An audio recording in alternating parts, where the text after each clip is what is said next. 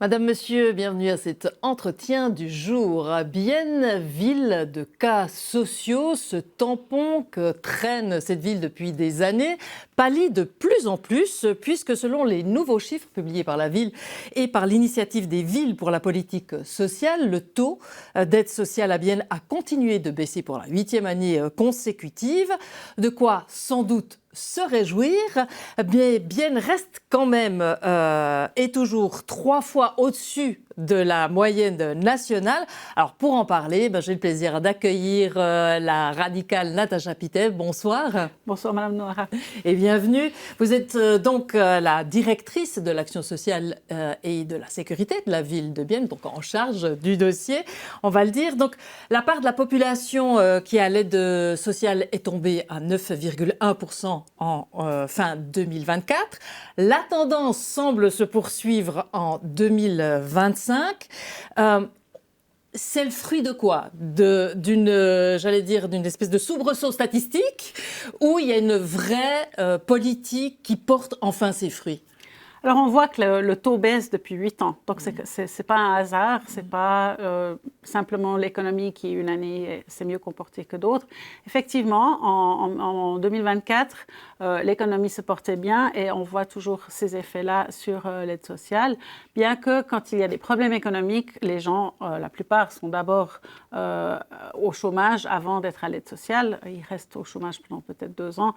Donc on voit justement cette tendance à la baisse qui tend aussi au travail qui est fait par le département des affaires sociales, avec de nombreux projets, avec nos partenaires externes aussi. Qu'est-ce qui fait vraiment baisser ce chiffre-là? Alors, c'est chaque cas, comme on l'appelle, c'est une personne, ou chaque dossier, c'est une famille. Et pour chacune de ces personnes, les causes sont différentes. On voit bien, on a des risques structurels, une population avec moins de formation professionnelle que dans certaines autres villes, une ville industrielle ou post-industrielle, parfois on le dit, qui jusqu'à il n'y a pas très longtemps offrait de nombreux emplois bien payés, même pour des personnes qui n'avaient pas de formation professionnelle formelle. Et toute cette structure fait qu'aujourd'hui, on a ce taux d'aide sociale encore élevé. Mais pour sortir les gens de l'aide sociale, pour chacun, c'est autre chose. Il y a des jeunes mères qui se retrouvent peut-être après un divorce seul avec des enfants, peut-être qui ne devaient pas travailler auparavant. Là, on a des actions, des programmes pour jeunes mamans avec des formations de langue déjà, parce que parfois, il y a des personnes qui ne parlent pas le français ou l'allemand.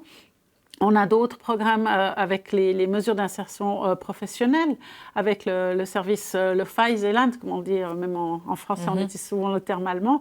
Donc, pour toute la région, on a des entreprises qui prennent des personnes pour une intégration professionnelle.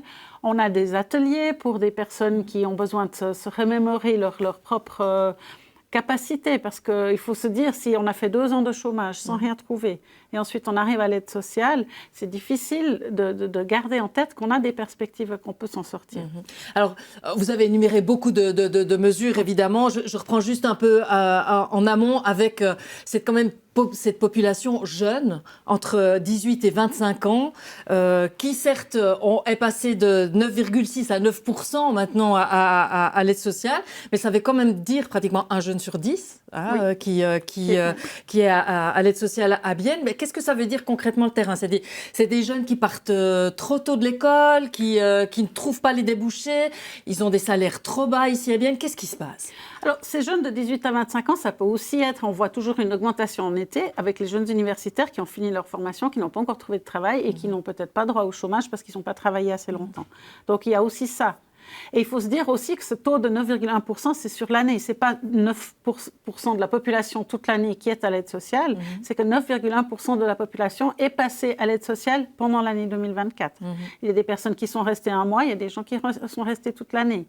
Il y a des personnes qui, sur leur vie, feront peut-être 1 fois 3 mois à l'aide sociale. Et il y a des personnes avec des graves problèmes de santé qui peut-être resteront jusqu'à ce qu'on puisse leur trouver une rente AI, par exemple, pour certaines personnes. Donc, c'est très variable. Les cas sont vraiment individuels et c'est pour ça qu'il faut de nombreux... Il n'y a pas un élément, il n'y a pas une baguette magique. Et il n'y a pas une généralisation à faire, parce qu'une des généralisations qui est faite tout le temps, c'est de dire, en fait, ceux qui sont à l'aide sociale, c'est les étrangers. Alors, c'est pas faux. Dans le sens que la moitié des personnes qui sont à l'aide sociale sont d'origine étrangère, mais ça veut dire que l'autre moitié est suisse. Oui. C'est quel type de population justement helvétique et biennoise qui vient à l'aide sociale? Alors, 30% des gens à l'aide sociale sont des travailleurs pauvres ou des working poor, pour utiliser le terme à la mode. Donc, des personnes qui travaillent mais qui ne gagnent pas assez pour faire vivre leur famille. Mais là, on retrouve un des deuxièmes facteurs, un grand facteur risque, c'est d'avoir des enfants. Et surtout, si on se retrouve dans une structure de famille monoparentale après un divorce ou dès le départ. C'est un facteur de pauvreté parce que les enfants coûtent. Et quand on a des enfants, surtout en bas âge, on ne peut pas travailler à plein temps souvent. Il suffit qu'on soit seul ici, sans structure familiale autour, et on peut très vite se retrouver avec un salaire qui ne suffit pas pour vivre. Et là, il y a beaucoup de personnes, justement ces 30% de personnes à l'aide sociale qui sont des travailleurs pauvres, ils ne touchent pas une aide sociale complète. C'est un complément. Et assez régulièrement, une fois que les enfants sont plus grands, ces personnes-là ne sont plus bénéficiaires de l'aide sociale parce que pour la personne elle-même, ce qu'elle gagne suffit. Donc, c'est vraiment... Il y a certaines images que les personnes ont des personnes qui veulent être à l'aide sociale, dont c'est le but ultime, de personnes qui ne veulent pas s'en sortir. Donc la question, ce n'est pas plutôt de l'abus, mais c'est plutôt du manque de formation, vous l'avez dit pratiquement. Souvent ça. C'est ça. Alors dans ce rapport, ce qui est assez intéressant, c'est qu'on compare les villes, évidemment, et on compare les cantons aussi. Et ça veut dire qu'on compare des pommes avec des poires. Souvent, oui, parce que d'autres cantons connaissent d'autres manières d'organiser l'aide sociale. Par exemple, la deuxième ville sur cette liste, c'est Lausanne, qui a un taux de 7,2, sauf erreur, donc plus bas que Bienne. Mais il faut tenir compte du fait que dans le canton de Vaud, les familles qui n'ont pas un revenu suffisant ne sont pas à l'aide sociale, contrairement au canton de Berne, mais on reçoit des prestations complémentaires un peu comparables à ce qu'on peut toucher avec l'AVS, mais pour les familles. Donc ces personnes-là ne sont pas comptabilisées à l'aide sociale parce qu'elles ne le sont pas, mais ce sont aussi des personnes qui touchent de l'argent public. Donc on ne peut pas vraiment comparer. Non. On peut dire le taux d'aide sociale étant ici, étant là, mais on ne peut pas savoir si ça recouvre exactement les mêmes personnes. On essaie quand même toujours de comparer. On dit, mais par exemple, à Berne, il y a autant d'étrangers qu'à Bienne, ou bien Bâle, il y a aussi tout un taux élevé. Mais ces comparaisons-là, pour vous, elles sont où les taux sont explicables s'ils sont inférieurs à Bienne?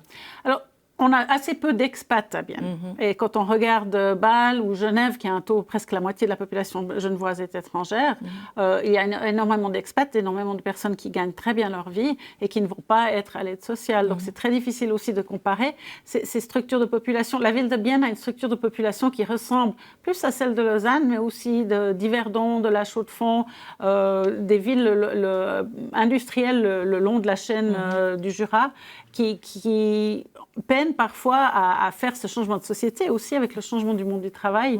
Et c'est pour ça que c'est un travail constant de trouver des perspectives pour ces personnes.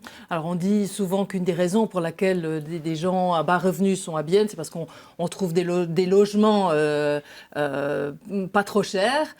Une tendance qui est en train de changer actuellement. Donc ça veut dire quoi? C'est que vous avez bon espoir que bientôt il n'y aura que des Golden Boys et des universitaires à Bienne. Mais c'est pas l'image de la ville de Bienne que je me souhaite non plus. Mais c'est intéressant parce qu'on m'a posé la question au contraire. On m'a dit, mais vu que Bienne a des logements bon marché, les gens risquent moins d'être à l'aide sociale parce qu'ils peuvent se payer un logement.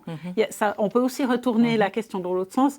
L'autre chose, à mon avis, c'est un mythe que les gens déménagent à Bienne pour y vivre en tant que bénéficiaires de l'aide sociale. Déjà, un déménagement coûte cher. Les personnes ne vont pas venir pour ça. Effectivement, on voit une certaine tendance à ce que les personnes à l'aide sociale se concentrent plutôt dans des villes ou des grands villages parce que c'est pas facile d'être bénéficiaire de l'aide sociale en Suisse et on ne veut pas se montrer. Être le seul bénéficiaire de l'aide sociale dans un village de 100 personnes, c'est pas rigolo. Donc on va se noyer dans la masse. Dans la masse, si on peut appeler ça comme ça. Mais on voit qu'en ville de Bienne aussi, la population en 2024 avait augmenté de 1000 personnes, mais le nombre de personnes à l'aide sociale en chiffre absolu a aussi baissé. Donc ce ne sont pas 1000 bénéficiaires de l'aide sociale qui sont venus habiter à Bienne. Voilà. Natacha Pittet, le temps qui nous est imparti est évidemment passé. On redit 9,1% actuellement, donc en baisse pour la 8e année consécutive. Et ça va se confirmer sans doute en 2025.